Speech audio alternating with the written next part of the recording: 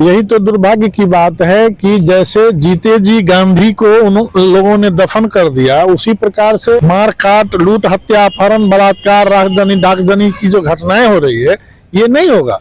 ये उन लोगों की विचारधारा को ठुकराने का ही नतीजा है। ये सच्चे राष्ट्रभक्त, देशभक्त, एक अच्छे क्रांतिकारी, एक अच्छे लेखक, एक अच्छे वक्ता, निबंध लेखक, काव्य लेखक, यानी उनके बारे में जितना भी कुछ कहा जाए बहुत कम है।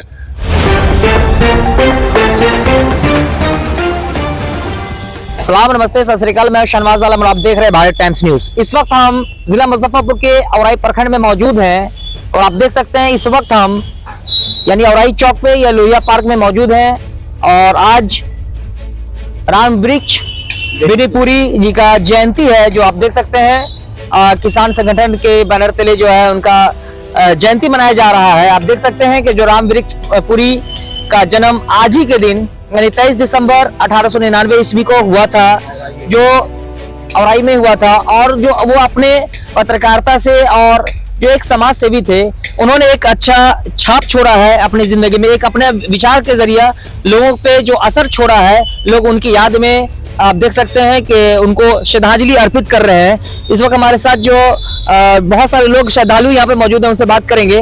तो बहुत बहुत स्वागत है। जो राम वृक्ष पुरी जी का जो आज ही के दिन जन्म हुआ था, तो इनकी याद में जो उनको श्रद्धांजलि अर्पित कर रहे हैं। तो बहुत आज के दौर में अक्सर देखा गया है कि जो जितने भी राजनेता हैं, जो बहुत सारे किसी भी जो अपने पूर्वज हैं उनके नाम पे या उनका श्रद्धांजलि अर्पित करते हैं और भूल जाते हैं, लेकिन उसके विचारधारा पे नहीं चलते हैं। लेकिन आप इसको किस रूप से देखते हैं? हम ये सामाजिक ढंग के नहीं, आपको नहीं पकड़ना है। ये राम वृक्ष बेनीपुरी जी और लोहिया जी एक समाज की विचारधारा पर चलने वाले लोग थे और सभी समाज को अच्छे ढंग से अच्छे विचारधारा के लेके और सोशलिस्ट पार्टी का निर्माण करता राम वृक्ष बेनीपुरी जी थे और डॉक्टर राम मनोहर लोहिया जी। और उनकी राम वृक्ष बेनीपुरी जी का जन्म 23 दिसंबर 1899 ईस्वी में उनका हुआ था और उस जन्म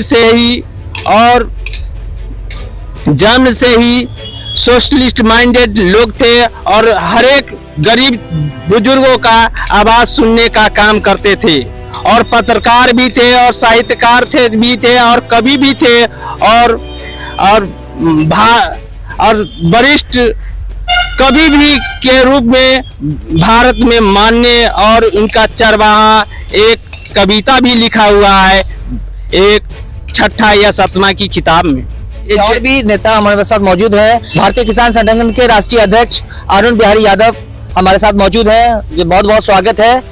अक्सर देखा गया है कि जितने भी हमारे पूर्वज हैं, चाहे राम मनोहर लोहिया है, राम वृक्ष बेनीपुरी है, जैसे जितने भी पूर्वज, उनका जब जयंती आता है तो नेता हो या बहुत सारे लोग ऐसे हैं जो पॉलिटिक्स करते हैं, वो माला चढ़ा करके उनसे श्रद्धांजलि अर्पित करते हैं। लेकिन उनके विचारधारा पे क्या कोई लोग उनके विचारधारा को फॉलो करते हैं या उनके विचारधारा पे चलते हैं? आप क्या सोचते हैं? देखिए, आपकी बहुत बहुत बधाई। और भारतीय किसान संगठन अरुण बिहारी यादव विचारधारा को बेनीपुरी जी के विचारों पर जो रहा है, तो सबको इस चीज को सामाजिक विचार पर करना चाहिए। लेकिन जो है आज के डेट में कोई करने का तैयार नहीं है। ये मान सम्मान सभी को दे रहे थे, समाज होते हुए सब चीज में सम्मानित करते थे, गरीबों मजदूरों। लेकिन यहाँ के बुजुर्गों को आज जो है इस बात को सोचते नहीं है। आज जो है बुजुर्गों को तो हम इनको बेनीपुरी जी के माला अर्पण करके श्रद्धांजलि हम दे रहे हैं कि भारतीय किसान मजदूर राष्ट्रीय सचिव हैं और हम लोग जब तक रहेंगे कि वरिष्ठ लोगों के विचारों पर हम चलते भी रहेंगे। रोहिया पार्क जो है, आज हम लोग पानी में हेल को भी आते थे, अभी भी करते रहेंगे। हमारे विचार, हमारे सोच जो है समाज का एकजुट होना जरूरी है। गरीब मजदूर सब एक विचार है, एक उन्हीं के विचारधारा पर हम आज भी ये माला इनको अर्पण किए हैं और श्रद्धांजलि दे रहे हैं। और सभी यहाँ के देशवासी को अति शुभकामना, शुभ बधाई होना चाहिए। उन्हीं का विचार से आई ये पार्क आगे की ओर बढ़ने जा रही है। बहुत बहुत धन्यवाद। भारतीय किसान संगठन के राष्ट्रीय अध्यक्ष अरुण बिहारी यादव, राष्ट्रीय सचिव उनके नेतृत्व में और बहुत सारे किसान के सदस्य मौजूद है यहाँ पे, भारतीय किसान संगठन के सदस्य मौजूद है और सब लोग जो है यहाँ पे राम वृक्ष बेनीपुरी की याद में जो उनको मतलब उनको जो है माला चढ़ा करके श्रद्धांजलि अर्पित कर रहे हैं। और आप देख सकते हैं कि ये लोहिया पार्क है। लोहिया पार्क जो है काफी दिनों से बना हुआ था और इसमें पानी लगा रहता था, कीचड़ मच्छर जो एक बीमारी भी यहाँ पे आप आ नहीं सकते थे बरसात में। लेकिन आप देख सकते हैं कि अब जो लोहिया पार्क का जो नवीकरण यानी रिपेयरिंग फिर से हो रहा है, फिर से इसका काम चल रहा है। इसके ऊपर भी बहुत सारे लोग राजनीति करते हैं। कुछ लोगों का कहना होता है कि 3 गेट ही होना चाहिए, कुछ लोगों का कहना है कि 1 गेट अगर होगा तो मैं काम को रोकूंगा, तो इस तरह से जो कहा जा रहा है। लेकिन वहीं पे कुछ लोगों का कहना है कि ओवरऑल जो लोहिया पार्क है ये जो बहुत गहरा हो चुका था, यहाँ पे बरसात के टाइम में पानी लग जाता है और बहुत सारे लोगों ने यहाँ तक कि हमारे अरुण जी ने भी कहा था कि मछली मारेंगे इसमें और धान की खेती करेंगे। और इस तरह का धरना प्रदर्शन का कई बार जो इन्होंने लगातार इस तरह का कार्य करके उन्होंने जो कमी को देखते हुए वो आवाज उठाते रहे हैं।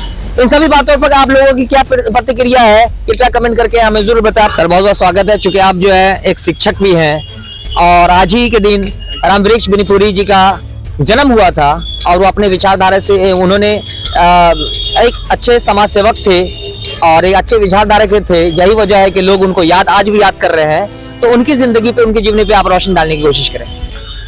जी बहुत बहुत धन्यवाद। आज हम सबों के लिए, खासकर औराई वासी के लिए तो मैं जरूर कहूँगा कि बड़े ही गर्व का दिन होता है। 23 दिसंबर 1899 ईस्वी को स्वर्गीय राम वृक्ष बेनीपुरी जी का जन्म एक अत्यंत ही गरीब परिवार में हुआ था। जाति से तो वे सवर्ण समाज में थे, लेकिन आर्थिक हैसियत उनकी उतनी अच्छी नहीं थी। बाल्यावस्था काल में ही उनके माता पिता का निधन हो गया। आगे का जो परवरिश हुआ वो अपने मामा मौसी के यहाँ रहकर किए। उस जमाने में जबकि भारत गुलाम था और देश में जगह जगह आज़ादी का आंदोलन चल रहा था, ये पढ़ने का मौका अपने जिंदगी में कम निकाल पाए, क्योंकि एक तो माता पिता का साया शरीर से उठ गया था और आर्थिक हालात उतनी अच्छी नहीं थी, इसलिए ये मैट्रिक भी नहीं कर पाए। लेकिन गांधी जी के आंदोलन में 1921 ईस्वी में बढ़ चढ़ कर हिस्सा लिया। कई बार इनको जेल की यातनाएं भी झेलनी पड़ी, उसमें भी इन्होंने हिम्मत नहीं हारते हुए बाद में 1931 ईस्वी में इन्होंने समाजवादी दल की स्थापना किया। उसके माध्यम से ये समाज को जागृत करते रहे, लोगों में, नौजवानों में क्रांति की ज्वाला धधकाने का काम किया। 1952 ईस्वी के प्रथम आम सभा चुनाव में ये औराई से जनप्रतिनिधि के रूप में भी जीतकर विधानसभा में गए। लेकिन राजनीति की जो स्थिति बदलती चली गई, इसमें इनका दिल जचा नहीं। बाद में ये सक्रिय राजनीति से अपने को अलग करके समाज को संस्कारवान शिक्षा, गरीबों के साथ, दलितों के साथ एकजुटता कैसे कायम हो, समाज में समाजवाद कैसे स्थापित हो, इस पर उन्होंने भरपूर काम किया। ये सच्चे राष्ट्रभक्त, देशभक्त, एक अच्छे क्रांतिकारी, एक अच्छे लेखक, एक अच्छे वक्ता, निबंध लेखक, काव्य लेखक, यानी उनके बारे में जितना भी कुछ कहा जाए बहुत कम है। और इस कड़ी में उन्होंने देश दुनिया में बिहार का ही नहीं बल्कि औराई का भी नाम रोशन किया। क्या लगता है आज के दौर में कि लोग जिस विचारधारा के हमारे पूर्वज राम वृक्ष बेनीपुरी या राम मनोहर लोहिया गुजरे हैं, तो क्या लोग उनके विचारधारा पे लोग चलते हैं या फिर लोग जो है ये एक राजनीति समीकरण ही बनकर रह गया है? यही तो दुर्भाग्य की बात है कि जैसे जीते जी गांधी को उन लोगों ने दफन कर दिया, उसी प्रकार से उनकी विचारधारा को बाद के जो उत्तराधिकारी लोग थे, बेनीपुरी जी, ये सोशलिस्ट समाजवादी विचारधारा के थे। इनकी नज़र में न कोई जात, न कोई धर्म, न कोई समाज छोटा है न बड़ा है, सबको मिला के चल के तभी देश की ताकत को बनाने का इन्होंने अपना वक्तव्य सामने रखा। लेकिन समाज उनकी विचारधारा को कबूल नहीं कर पा रही है। आज भी अगर उन लोगों की विचारधारा पर समाज चले तो आपस में टकराव नहीं होगा, आपस में विवाद नहीं होगा, आपस में मार काट, लूट, हत्या, अपहरण, बलात्कार, राजधानी डाकजनी की जो घटनाएं हो रही है ये नहीं होगा। ये उन लोगों की विचारधारा को ठुकराने का ही नतीजा है कि आज जाति के आधार पर हम लोग निर्णय लेते हैं, धर्म के आधार पर निर्णय लेते हैं, लेकिन समाज में जो कमजोर तबके हैं, जो अंतिम पायदान पर खड़े लोग हैं, उन लोगों के बारे में हम लोग नहीं सोचते हैं। ये दुर्भाग्य का विषय है। आज अगर उन लोगों की बात को 100% न सही 50% भी अगर उन लोगों की विचारधारा पर लोग चलना शुरू कर दे तो समाज से बहुत सारी कुरीतियां, बुराइयां, अपराध, भ्रष्टाचार अपने आप समाप्त हो जाएगा। चलिए बहुत बहुत धन्यवाद सर।